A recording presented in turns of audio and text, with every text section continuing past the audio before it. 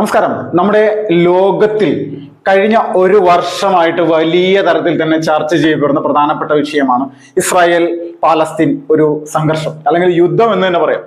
ഇതിൽ ഹമാസ് എന്ന് പറയുന്ന ഒരു ഭീകരവാദ പ്രസ്ഥാനമാണ് ഇസ്രായേലിന് വലിയ തരത്തിൽ തലവേദനയായിട്ട് കുറെ വർഷങ്ങളായിട്ട് നിലനിൽക്കുന്നത്.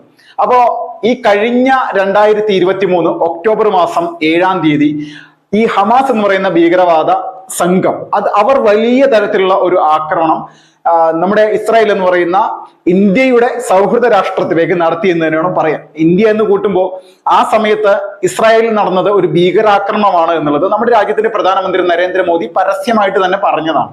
അപ്പോൾ എല്ലാവരും മനസ്സിലാക്കുക, ആ ദിവസം തന്നെ ഇസ്രായേൽ ഒരു പ്രസ്താവന നടത്തിയിരുന്നു. ഹമാസിന്റെ പ്രധാനപ്പെട്ട നേതാക്കന്മാരെ എല്ലാവരെയും ഞങ്ങൾ ഇല്ലാതെയാക്കുമെന്നുള്ള ഒരു പ്രസ്താവന.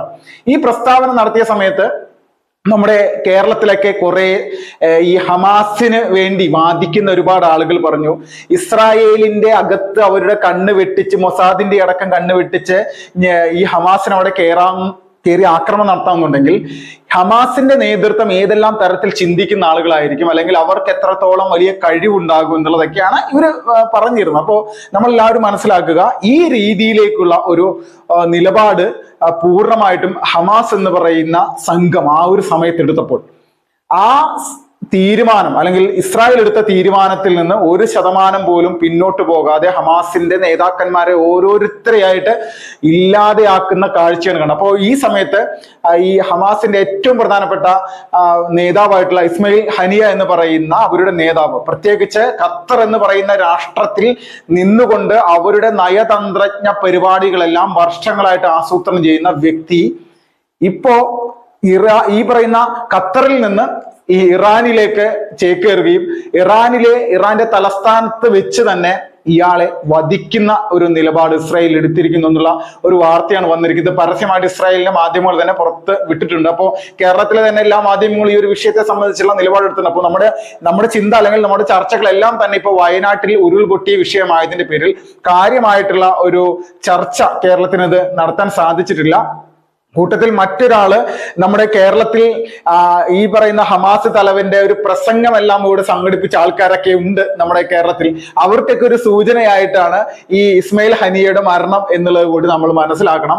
ഈ ഇസ്മയിൽ ഹനിയെ പോലുള്ള ആളുകൾ ലോകം മുഴുവൻ ഈ പാലസ്തീനിലെ സാധാരണക്കാരായിട്ടുള്ള ജനങ്ങളുടെ പേര് പറഞ്ഞുകൊണ്ട് അവർ അനുഭവിക്കുന്ന പ്രതിസന്ധികൾ പറഞ്ഞുകൊണ്ട് പണപ്പിരിവ് നടത്തി വലിയ തരത്തിൽ ഈ പണം ഉപയോഗിച്ച് ഹമാസ് എന്ന് പറയുന്ന ഭീകരവാദ പ്രസ്ഥാനത്തെ ഉയർത്തി കൊണ്ടുവരാൻ വേണ്ടി മാത്രമാണ് ശ്രമിച്ചത്, അല്ലാതെ മറ്റൊന്നുമല്ല.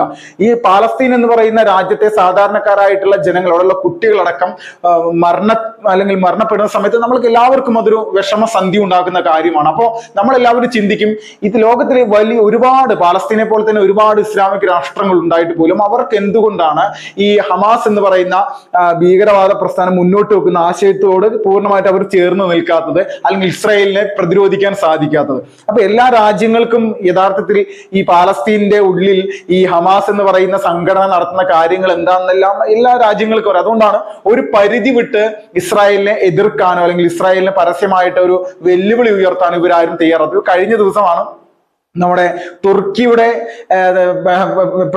തുർക്കി പ്രസിഡന്റ് ഒരു പ്രസ്താവനയുമായിട്ട് വന്നത്, ഞങ്ങൾ ഇസ്രായേലിന് അകത്ത് കയറി തന്നെ ഈ ഒരു വിഷയത്തിൽ ഇടപെടുന്നത്. ഏതകത്ത് കയറിയിട്ടാണ് ഇടപെടുന്നത്?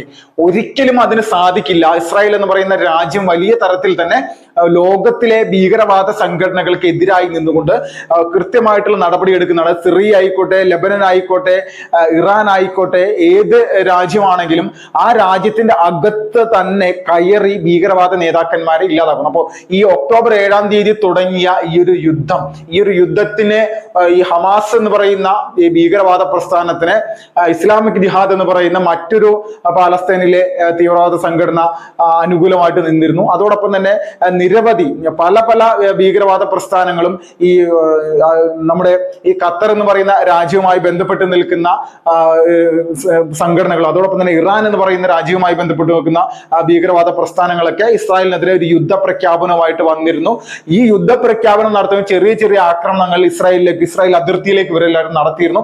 ഇതെല്ലാം ഈ സമയത്ത് കൃത്യമായിട്ടുള്ള തിരിച്ചടിയോടുകൂടി തന്നെ ഇസ്രായേലിന്റെ സൈനിക സംവിധാനം ഇതിനൊക്കെ മറികടക്കുന്ന സാഹചര്യമാണ്. അപ്പോ എന്താണോ ലക്ഷ്യം വെച്ചിരിക്കുന്നത് ആ ലക്ഷ്യത്തിലേക്ക് വലിയ ഒരു കുതിച്ചു ചാട്ടമാണ് ഇസ്രായേലിനുണ്ട്. അപ്പോൾ UN പരസ്യമായിട്ട് പറഞ്ഞിരുന്നു പാലസ്തീനിലെ പല സ്ഥലങ്ങളിലും ഗാനി യൂനിസ് അടക്കമുള്ള റഫ അടക്കമുള്ള ഗാസയിലെ പ്രധാനപ്പെട്ട പ്രദേശങ്ങളിൽ ഇസ്രായേൽ വലിയ രീതിയിലുള്ള ആക്രമണം നടത്തിയിരുന്നു. അപ്പോൾ ഈ ആക്രമണം നടത്തുന്ന സമയത്ത് ഹോസ്പിറ്റലുകളുടെ താഴെ ടണലുകൾ ഉണ്ടാക്കി അതിനുള്ളിൽ താമസിക്കുന്ന ഹമാസ് ഭീകരവാദികൾ മാത്രമല്ല അവിടുത്തെ സാധാരണക്കാരായിട്ടുള്ള ആളുകൾ മരിക്കുന്നുണ്ട്. അപ്പോൾ എവിടെയാണോ ഇസ്രായേൽ ഒരു സ്ഫോടനം നടത്തുന്നത് അതിന് മുന്നോടിയായിട്ട് തന്നെ അവിടെ ഒരു സിഗ്നൽ നൽകും, അല്ലെങ്കിൽ അവിടെയുള്ള സാധാരണക്കാരായിട്ടുള്ള ആളുകളോട് താമസിക്കാനൊക്കെ പറയും, അല്ലെങ്കിൽ മാറാനെല്ലാം പറയാറുണ്ട്. അപ്പൊ ഇതിനൊക്കെ ഈ ഒരു വിഷയങ്ങളൊന്നും കേൾക്കാത്ത ആളുകൾ അവിടെ മരണപ്പെട്ടിട്ടുണ്ട് എന്നുള്ളതും യാഥാർത്ഥ്യം തന്നെയാണ്. എങ്ങനെയാണെങ്കിലും ഒരു 40,000-ഓളം ആളുകളാണ് ഈ ഹമാസ് ഇസ്രായേൽ യുദ്ധവുമായി ബന്ധപ്പെട്ടുകൊണ്ട് ഈ പാലസ്തീനിൽ മരിച്ചു വീണിരിക്കുന്നത്. അപ്പോൾ എന്താണെങ്കിലും ഭീകരവാദ സംഘടനക്ക് സ്വാധീനമുള്ള ഒരു പ്രദേശം നശിക്കുമെന്നുള്ളതിന്റെ ഉത്തരമാണ്, യഥാർത്ഥത്തിലുള്ള ഒരു കാര്യം തന്നെയാണ് ഇപ്പോ ഈ പാലസ്തീനിൽ നടന്നുകൊണ്ടിരിക്കുന്നത്. ഇസ്രായേലിന്റെ നയം എന്താണോ അത് ഹമാസ് എന്ന് പറയുന്ന ഭീകരവാദ പ്രസ്ഥാനത്തിന്റെ അടിവേരിളക്കുക എന്നുള്ളതാണ്. ഈ അടിവേരിളക്കുക എന്ന് പറയുന്ന സമയത്ത് ഇവരുടെ ഓരോ നേതാക്കന്മാരെയും തിരഞ്ഞു പിടിച്ചുകൊണ്ട് ഇല്ലായ്മ ചെയ്ത് ഈ നമ്മുടെ ലോകത്തിൽ തന്നെ ഭീകരവാദത്തിന്റെ ഏറ്റവും വലിയ പിന്തുണ ലഭിക്കുന്ന ഒരു സംഘടനയായ ഹമാസിനെ തീർക്കുന്ന ഒരു വലിയ കുതിച്ചുചാട്ടത്തിലേക്ക്, വലിയൊരു പ്രവർത്തനത്തിലേക്ക് മാറിയിരിക്കുകയാണ് ഇസ്രായേൽ എന്നുള്ള തർക്കമില്ല. അപ്പൊ കേരളത്തിലെ ചില ആളുകളൊക്കെ ഹമാസ് ഒരു പോരാട്ട സംഘടനയാണ്, പ്രതിരോധ സംഘടനയാണ് എന്നുള്ള രീതിയിലൊക്കെ പറഞ്ഞിട്ട് കേരളത്തിലെ ചില രാഷ്ട്രീയക്കാരൊക്കെ ആരൊക്കെയാണെന്നുള്ളത് നമ്മൾക്ക് എല്ലാവർക്കും നല്ലപോലെ അറിയാം. എവിടെ നിന്നാണ് ഇവർക്കൊക്കെ ഈ പിന്തുണ ലഭിക്കുന്നത് എന്ന് പറയാം. അപ്പൊ ഈ പിന്തുണ ലഭിക്കുമ്പോഴും ഇസ്രായേലിന്റെ പണി തന്നെ നടത്തുകയാണ്. ഇസ്രായേൽ പോലീസിന് വേണ്ടി കണ്ണൂർ ജില്ലയിൽ തയ്ച്ചിരുന്ന യൂണിഫോം പോലും ഈ ഒരു വിഷയത്തിൽ നിർത്തലാക്കിയിരുന്നു. അവർ ഇപ്പോ ഇസ്രായേലിലെ പോലീസുകാർ ഇപ്പൊ യൂണിഫോം കിട്ടാതെ വലിയ രീതിയിലുള്ള ബുദ്ധിമുട്ടായിട്ട് നടക്കുകയാണ്. അപ്പോൾ ഒരു ബുദ്ധിമുട്ടുമില്ല, ഒരു തർക്കവുമില്ല. ഇസ്രായേൽ മുന്നോട്ട് വെച്ചിരിക്കുന്ന നയം ഭരണ പ്രതിപക്ഷ സംയുക്ത ഐക്യത്തോടു കൂടി തന്നെ അവരവിടെ നടത്തുകയാണ്. ചില പ്രതിഷേധങ്ങളൊക്കെ എന്തോ അവർ പറയുന്നത് പെട്ടെന്ന് തന്നെ ഹമാസ് അല്ലെങ്കിൽ പാലസ്തീനെ ഇല്ലായ്മ ചെയ്യണം എന്നുള്ള രീതിയിലേക്കാണ്, അല്ലെങ്കിൽ ഹമാസിനെ നശിപ്പിക്കണം എന്നുള്ള രീതിയിലേക്കുള്ള പ്രസ്താവനകളാണ് വരുന്നത്. അപ്പൊ ആ ഒരു പ്രസ്താവന എടുത്തുകൊണ്ടാണ് അവിടെ പ്രതിഷേധം നടക്കുന്നത്. ആ പ്രതിഷേധത്തെ പോലും പറയുന്നത് ബെഞ്ചമിൻ നെതന്യാഹുവിന്റെ ഭരണത്തിനെതിരെയുള്ള പ്രതിഷേധമാണ് ഇപ്പോൾ ഇസ്രായേലിൽ നടന്നുകൊണ്ടിരിക്കുന്നത് എന്നുള്ള രീതിയിലേക്കുള്ള കലാപരിപാടികളാണ് നമ്മുടെ ഈ ഒരു കൊച്ചു കേരളത്തിലൊക്കെ നടന്നുകൊണ്ടിരിക്കുന്നത്. അപ്പോൾ ഏത് തരത്തിലുള്ള നിലപാടുകൾ എടുത്താലും ഇസ്രായേൽ അവരുടെ ലക്ഷ്യത്തിൽ നിന്ന് പുറകിലേക്ക് പോകുന്നില്ല. ISIS ആണെങ്കിലും ഇനി ഏത് മുജാഹിദീൻ ഭീകരവാദ പ്രസ്ഥാനമാണെങ്കിലും ഏത് സംഘടനയാണെങ്കിലും ഏത് ഇന്ത്യൻ മുജാഹിദ് ആണെങ്കിലും ഇസ്രായേൽ എന്ന് പറയുന്ന രാജ്യത്തിനെതിരെ നിലകൊണ്ടല്ലോ, അല്ലെങ്കിൽ അവരുടെ സഖ്യരാഷ്ട്രങ്ങൾക്കെതിരെ നിലകൊണ്ടല്ലോ, അവർ അവരുടേതായിട്ടുള്ള രീതിയിലുള്ള നിലപാടെടുക്കുകയും പരസഹായം ചെയ്യുകയും ഭീകരവാദത്തെ അടിച്ചമർത്തുന്നതിന് വേണ്ടിയുള്ള നടപടികൾ എടുക്കുമെന്നുള്ളതിൽ തർക്കമില്ല. അതിന്റെ ഉദാഹരണങ്ങളാണ് ഇപ്പോൾ നടന്നുകൊണ്ടിരിക്കുന്നത്. ഇറാൻ പ്രസിഡന്റിന്റെ മരണം പോലും ദുരൂഹത നിറഞ്ഞതാണെന്നുള്ളതിൽ തർക്കമില്ല.